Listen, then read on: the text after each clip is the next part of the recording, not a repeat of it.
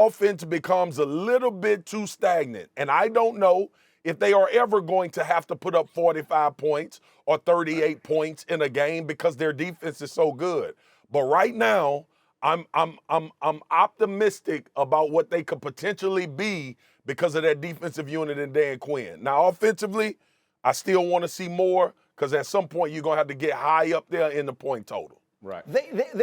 They're playing without their quarterback. Yeah. They have a quarterback who, by everyone's estimation, is a top 10 quarterback in the NFL who hasn't played since week 1, Jeff. They're going to get him back. All Mike McCarthy. No, absolutely not. Yes, it is Mike McCarthy. Absolutely. He's the coach of the year, but go ahead. Listen, when you think about the Cowboys, they've scored, I think, 25 points is the most they've scored in a game, and they've still been able to win their games because of this defense. But here's the point. This is the formula. I've said it for 3 weeks, right, with Cooper Rush as the quarterback. It's the same formula with Dak Prescott when he comes back. They are using Pollard. They are using Elliott. When Schultz, I mean, they have a number of weapons on the outside, and those guys don't have to carry this team. They can play within themselves. If you watch the way every game has played out for the Cowboys, they don't start fast. They kind of move the ball, games stay close, and then as the game progresses, they start to take it over because their offense and defensive lines are winning games. They have a sack differential of 9. That's the best in the league. That means they got 9 more sacks on defense. They've given up on offense.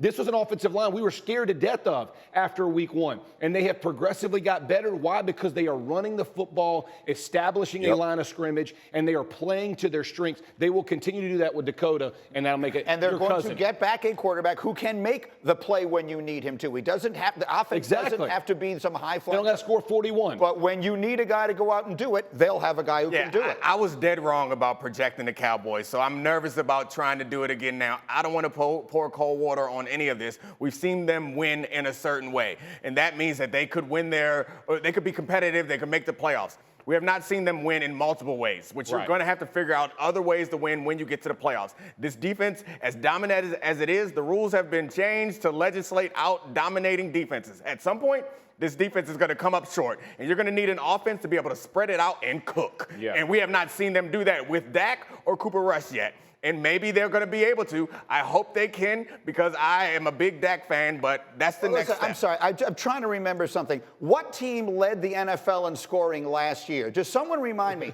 Which team with Dak Prescott at quarterback scored more points than any team in the entire National Football League last year? Why are you suddenly telling me because they lost Amari Cooper that they can't score any points when they need to? It's not that they can't. Mike Greenberg, you better stop it.